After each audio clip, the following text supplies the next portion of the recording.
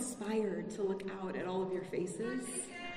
I feel so honored, so humbled to be able to share my heart with you. I'm already crying. It's going to be an emotional night, okay? The title I was given was No Cross, No Crown.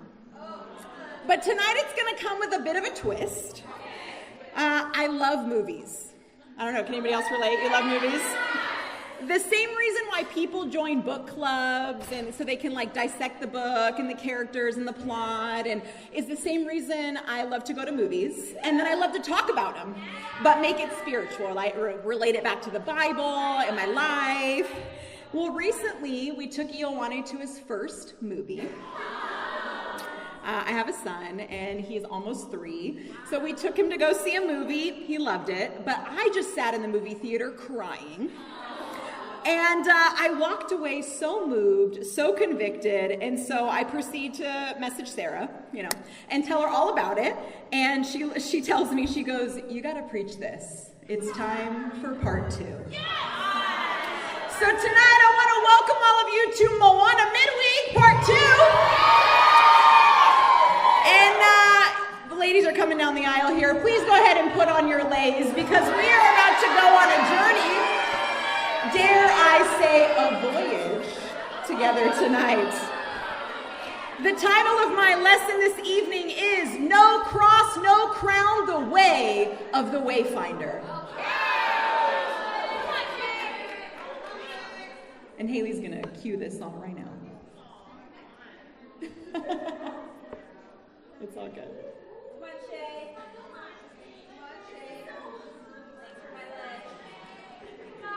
It's all good. We got a little technical difficulty. Let's give it up for Haley. She's the best.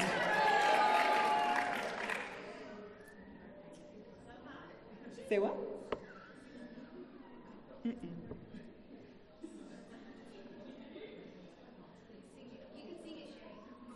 Okay, all right. Well, we're going to pick it up with the song in the next part.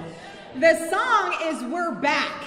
And the movie starts off and they're singing, finally, we're back to who we're meant to be, who we're meant to be, who we're meant to be.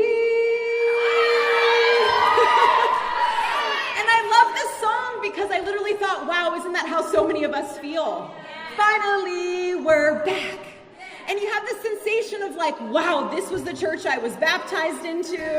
This is how it felt. This is the culture I was raised up in. Everywhere, in every church, the same set of convictions, the same sound teaching, the same spirit, totally unified. Finally, we are back. Who has seen the original Moana? Oh, good. Okay, so we don't need to talk much about that, but we are picking up her story 3 years later. And she has since restored the heart of Te Fiti, thus saving the world from darkness and her people along with it. And she also restores the way of her people, the ancient way of the wayfinder. In the past, out of fear of more loss and more pain, her dad essentially destroys and hides all of the wayfinder boats. And so the next generation is growing up and knows nothing about wayfinding, has no clue. And so what we find is through a wonderful journey of personal discovery and a series of colorful adventures, Moana returns home and takes the helm to lead her people and restore the ancient ways of the wayfinder. It's really cool because Polynesian wayfinders, they were able to find their way across the vast seas of the ocean using just the sun, the moon, and the stars and some natural cues from the water. And I'm like, that's incredible. So basically, they could explore the ocean beyond the sight of land. They always knew how to return to their home because of the general location of the island relative to the position of the stars. Master navigators could memorize hundreds of star patterns. And I'm sitting there thinking to myself, imagine being able to orient yourself no matter where you are. Even if all you can see is endless ocean on every side. That's incredible. Now imagine going out in the seemingly endless ocean to find new lands that have yet to be discovered, Yet, based on the rise and fall of the water and the directional cues of the tide, you had faith that land existed in the distance, even though you couldn't see it yet. I'm like, that's wild. That is incredible faith. That is something straight out of Hebrews 11:1. Like, faith is being sure of what you hope for, certain of what you do not see. Like, this is the way of the wayfinder. This is 2 Corinthians 5:7, for we live by faith and not by sight. And it brought new life to one of my favorite scriptures. Let's go to Psalm 84. Psalm 84.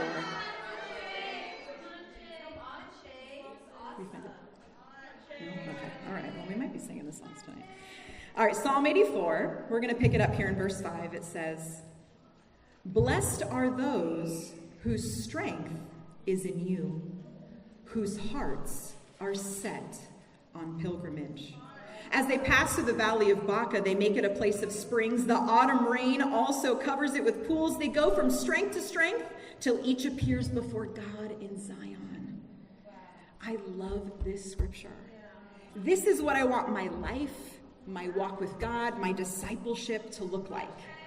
I want to be blessed, superlatively happy, because I find my strength in God, not in my success, my wealth, my talents, my looks, my validation from others, and that I've set my heart on pilgrimage, not on comfort, on security, on my son's future, on financial stability, or even on myself, but on being a sojourner, a voyager, a wayfinder, if you will.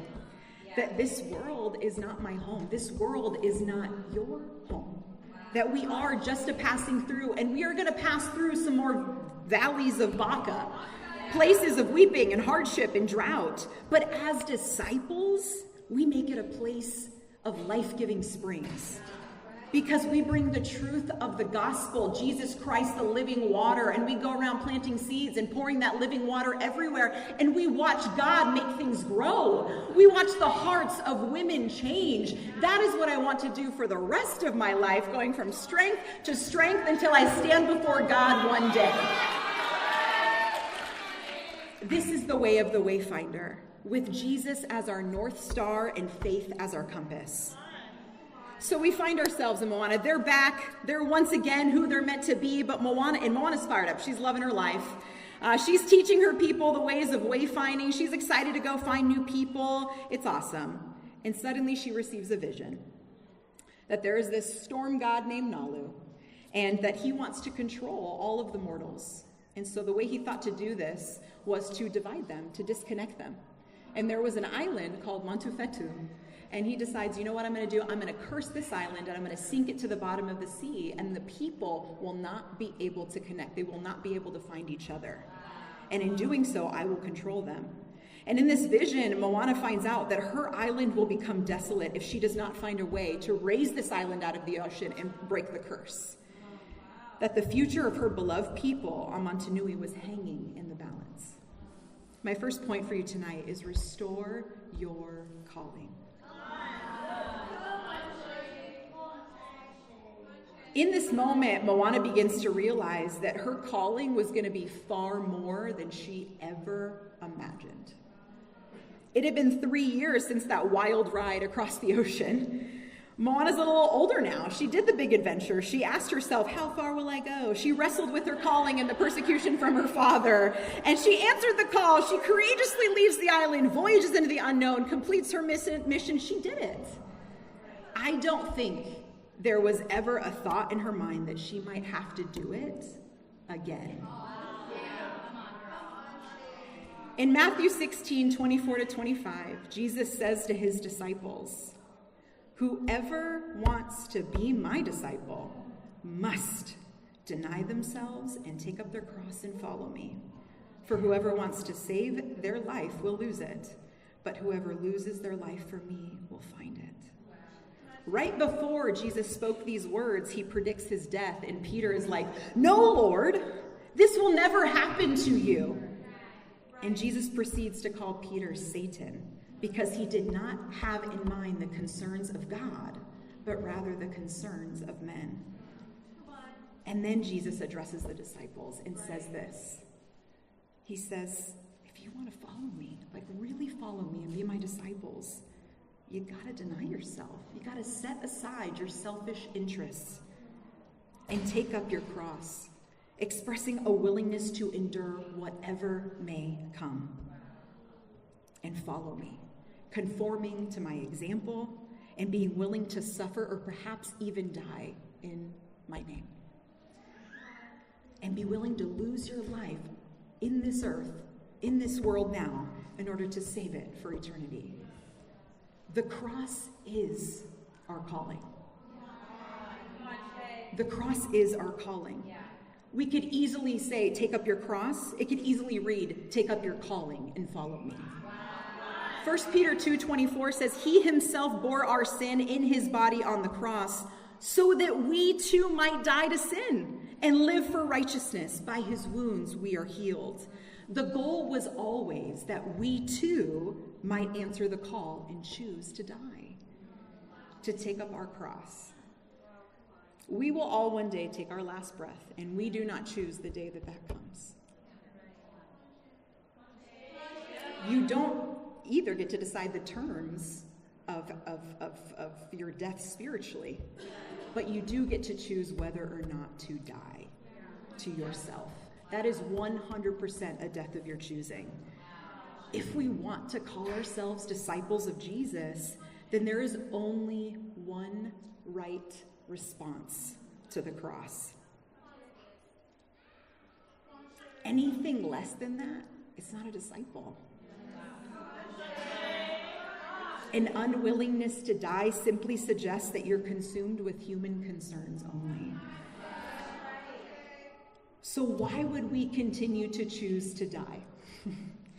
Well, let's look at another scripture. Let's go to John 12.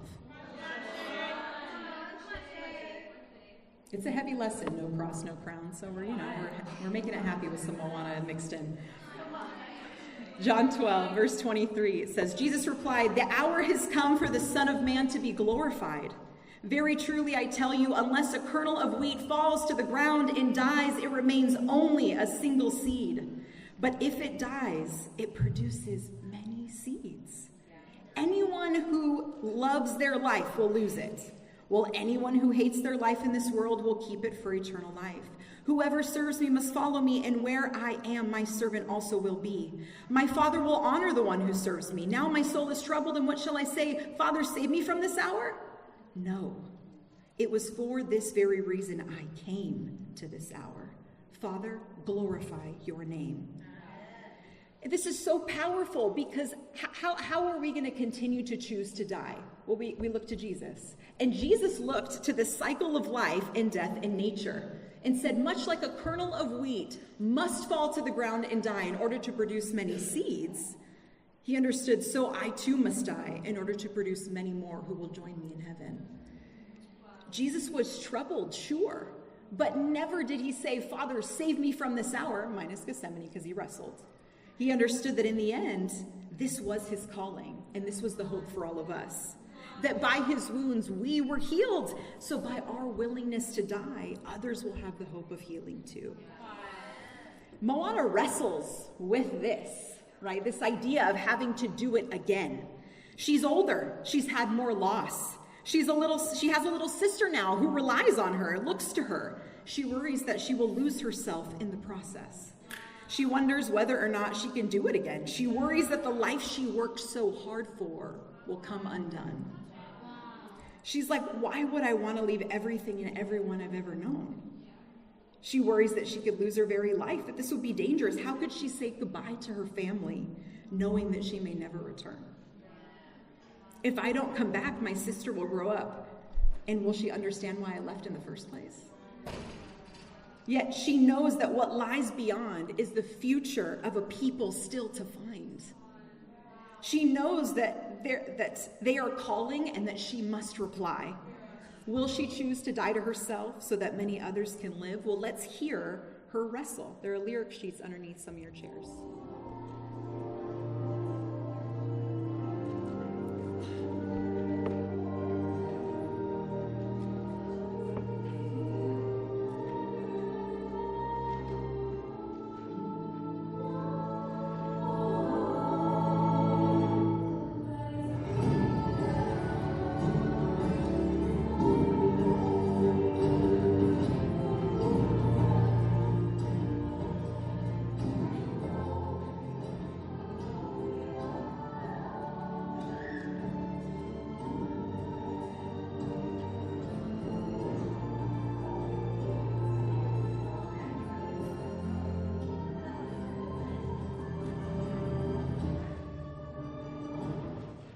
Thank you. One of my favorite parts in both Moana movies is the infamous D time she has with her grandma.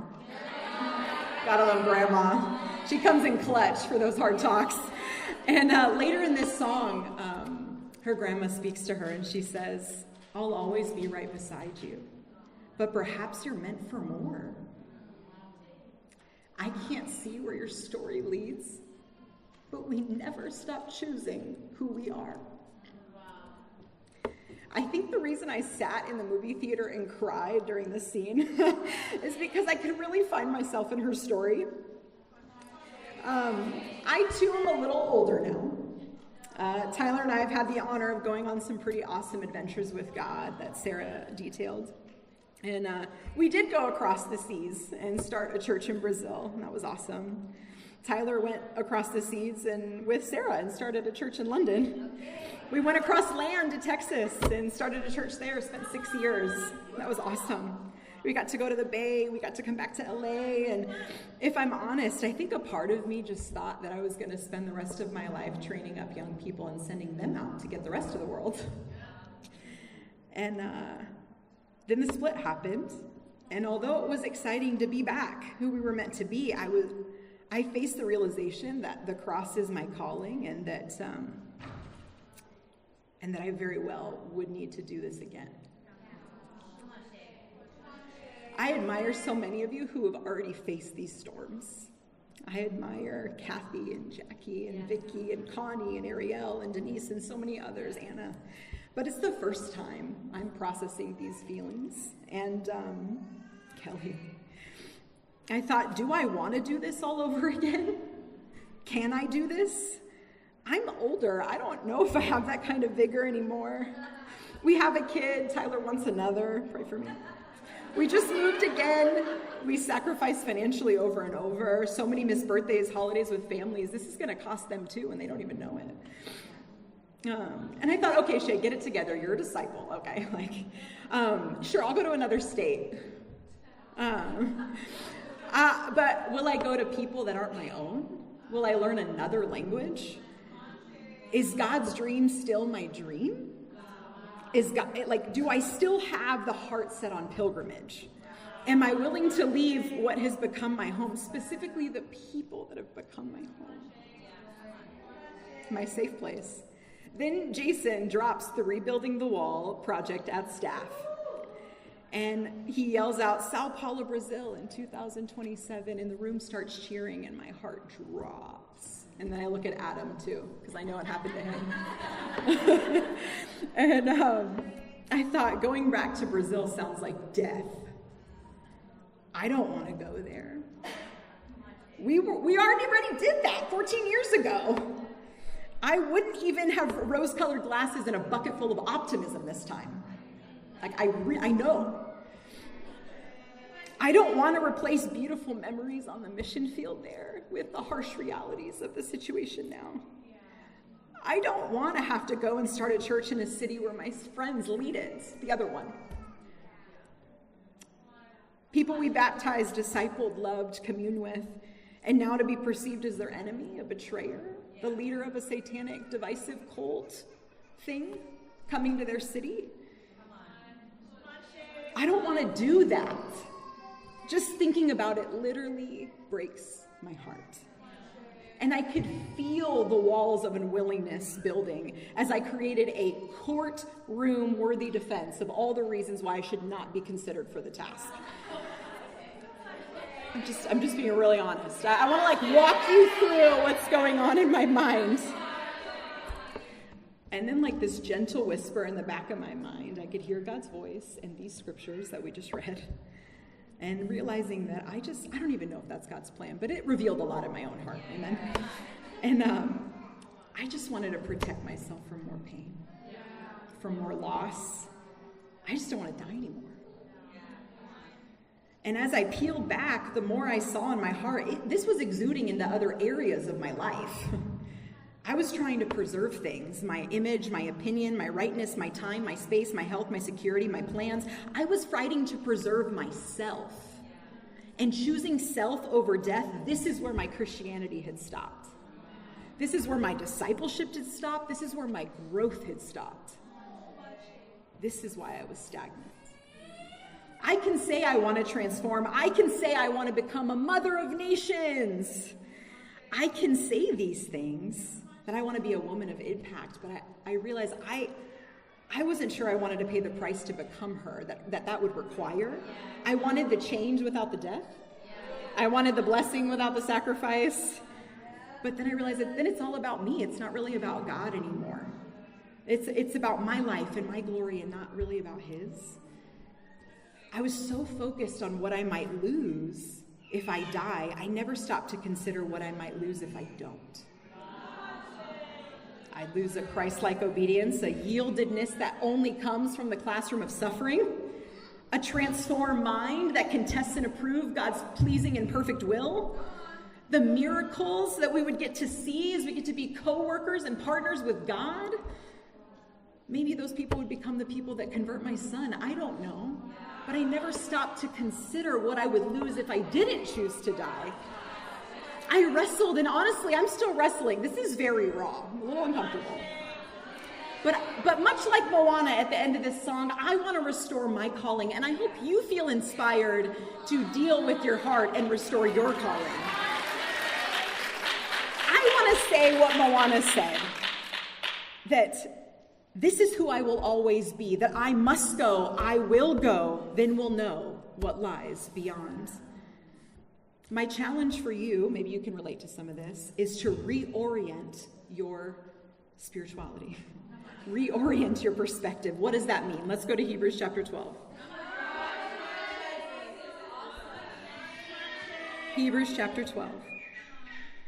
Starting in verse 1, it says, "Therefore, since we are surrounded by such a great cloud of witnesses, let us throw off everything that hinders and the sin that so easily entangles.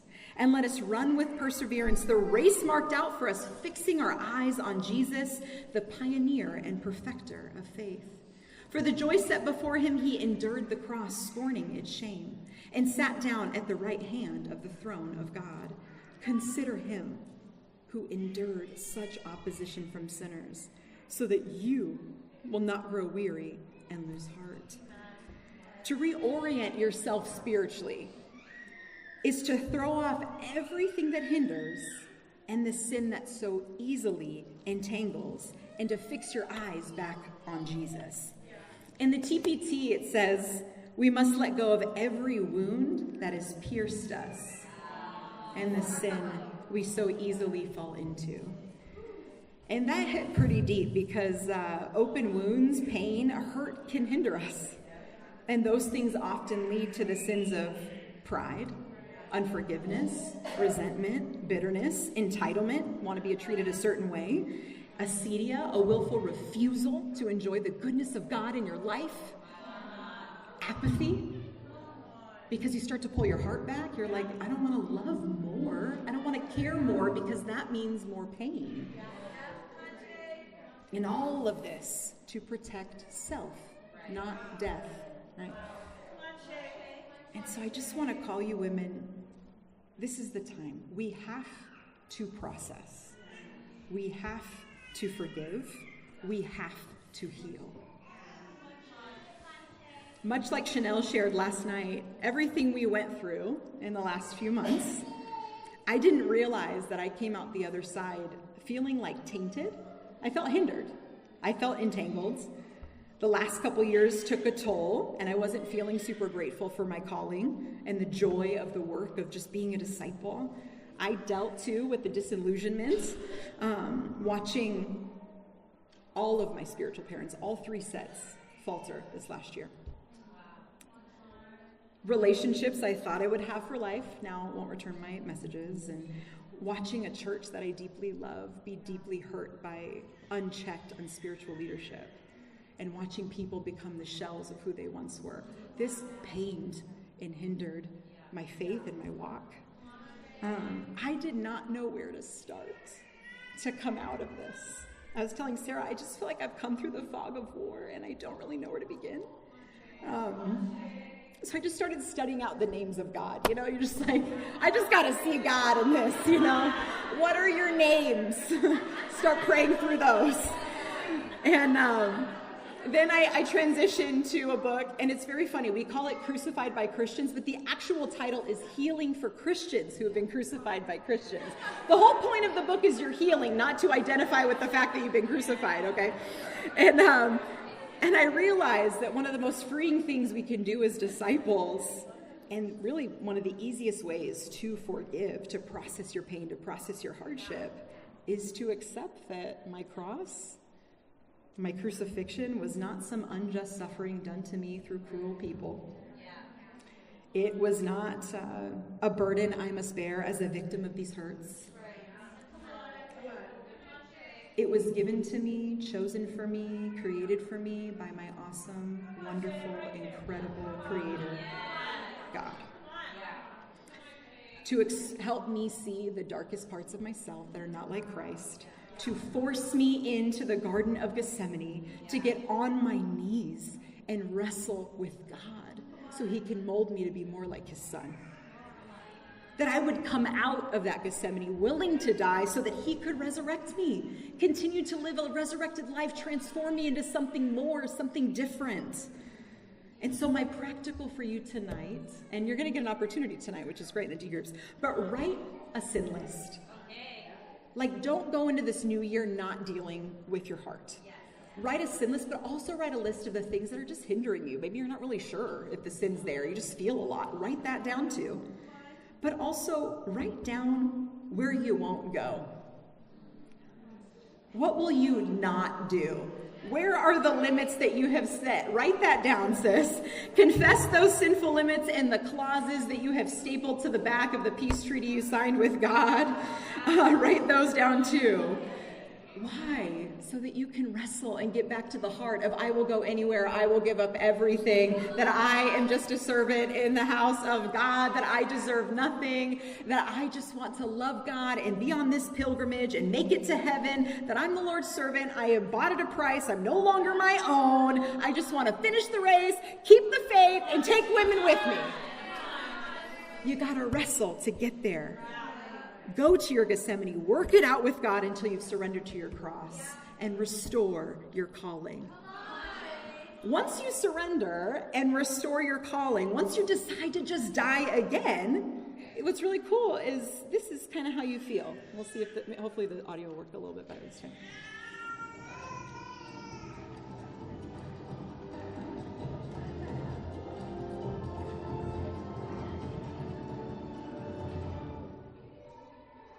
A little bit tough to hear. It's okay. The song is What Could Be Better Than This? She's like, what could be better than this? And Moana brings along these, this real motley crew on her voyage. But the best part about this song is all her crew members have like issues with the journey. But because she surrendered, she can inspire them to come along and get surrendered too. And I love it because you cannot inspire your people to do something, to risk their lives, to give up their futures, to do something that you yourself are not prepared to die for. Let's be wayfinders, women who live by faith, not by sight, totally embracing our calling and inspiring others to do the same. My second point for you tonight is the crown of sisterhood. I don't have a ton of time, so we're just going to roll through this real quick. We have a clear picture of our calling now. We understand that there's no such thing as a crossless Christianity. But let's go back to Hebrews 12 and take another look at something else that's really cool. Hebrews 12, 1-3. Therefore, since we are surrounded by such a great cloud of witnesses, let us throw off everything that hinders and the sin that so easily entangles, and let us run with perseverance the race marked out for us, fixing our eyes on Jesus, the pioneer and perfecter of our faith. For the joy set before him, he endured the cross, scorning its shame, and sat down at the right hand of the throne of God. Consider him who endured such opposition from sinners, so that you will not grow weary and lose heart. God totally understood that we were going to struggle with growing weary and losing heart. I'm so grateful for that. I'm so grateful. But his direction is clear. He says, consider Jesus when you get there. How did Jesus endure the cross? How did he scorn the shame? How did he reject it? He considered you. He thought about you. You were the joy set before him. The joy of saving you helped him endure the cross. Paul echoes this same sentiment in 1 Thessalonians 2 when he talks about the church. And he says, what is my joy and my crown? Is it not all of you? You are my joy and my crown. This wonderful church of disciples, the brothers and sisters, those were Paul's joy and crown. Jesus thought of you. You were the joy set before him. You were his crown. We are the joy and the crown of Christ. But what's so cool is we have this crown to look forward to as we build the sisterhood around the world. All these wonderful women that we will bring into God's kingdom. We have endured a lot, and we will endure more. But what continues to lie in the beyond are all the souls that we have yet to save. This is what lies on the other side of the cross, on the other side of you choosing to die. A joy and a crown of many more sisters added to our number. I'm so grateful for the sisterhood in my life already. Thinking of them brings me great joy, and I don't think I would have been able to get through the last couple years without them. I don't know if any of us could have gotten through the last little bit without each other. I'm going to talk about them in a minute, but Moana faced many challenges throughout the film in her effort to break the curse and reunify the people. And I won't give away the plot or the ending, don't worry. Please go see it. But during a moment of weakness in the film, when she felt discouraged and fearful and doubting, Maui sings her a song this time. And it's okay, we don't have to play it. He sings the song and he says, "Can I get a chee-hoo?" And the whole point of the song is Maui sings to her and he's like, it's time for me to give you a motivational speech. And it's in if you want to look at the lyrics, it's very cool. He says, it's time for me to give you a motivational speech. And he says, sorry, I'm pulling it up on my phone so I can just read it to you now. Thank you so much, I appreciate you. Okay. He says, it's my turn to give you a motivational speech. It's your job to finally practice what you preach. Because of you, I'm a better me. And I didn't even think that was a possibility. You got me out of a mess after mess, demigod in distress, but now the roles are reversed, you're being put to the test. It's fine because we got a plan for breaking the curse, and even though odds couldn't be worse, I'm making a bet on the bravest and greatest of wayfinders I've ever met. And he asks her, who are you? Who are you? What you gonna be? And it's such a powerful moment in the song, but Maui's partnership and friendship coupled with his encouragement, speaking the truth in love, is what helped pull Moana back on her feet to finish her mission. He reminded her of the times that she helped him. He reminded her of the victories she had already seen. He reminded her of who she was and that now it was the time for her to finally practice what she had been preaching. He readjusted her crown and says, can I get a cheat crew? Can I get a war cry, please? You need to step up and keep fighting. And you need people like this in your life. You need women in your life. A group of women that knows you, intimately involved in the details of your heart and your mind, that can breathe faith and encouragement into you. I am so grateful for my D group. Our group chat is called the Matriarchs. We're trying, guys, okay? We're trying to be these mothers of nations. I'm so grateful for Regine and Daniela and Chanel and Salma and Liz and Karen and by extension Kelly and Janine and of course our very fearless leader, Sarah. Discipling is so awesome, and I'm so grateful for the collective wisdom and convictions that exist in this group. And I love that they will tell me the truth even when it hurts. But honestly, we are all so hard on ourselves. And 9 times out of 10, we just need to adjust each other's crowns. Like, we just need to remind each other to look at each other and breathe faith and be like, no, you are a daughter of the Most High God. You are a faithful warrior. You are awesome. This is who God says you are. These are not God's words. Those are Satan's lies. These are the ways you've already helped me. This is what I see and admire about you. This is what your example has taught me. Sis, God is with you and powerfully works in you. Shine bright. And I'm so grateful for the ways that they have breathed faith into me. It's been so powerful to watch women be added to this group and even raised up in this group. Women that came in and they started as like young leaders in the group and now have very much risen up to be our peers.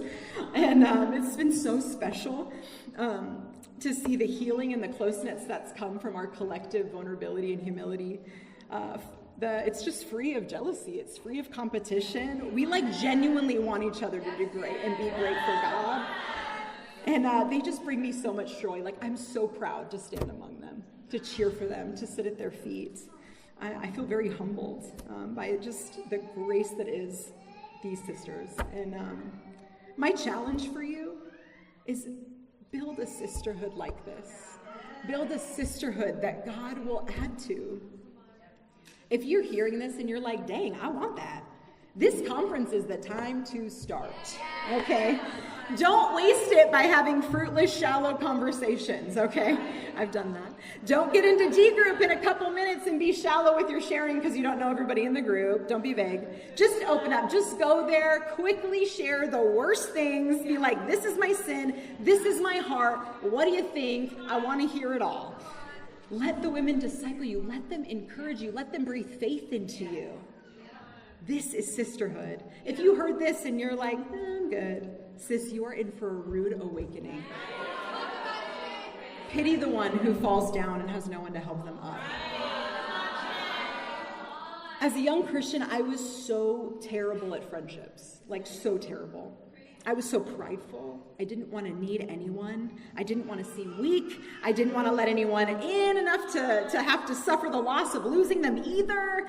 I found myself, so when I found myself like actually in need of help, and instead of feeling like, oh wow, I already have this close network of sisters that I feel really close to, I just felt really insecure and weird because I wasn't in the habit of reaching out to people.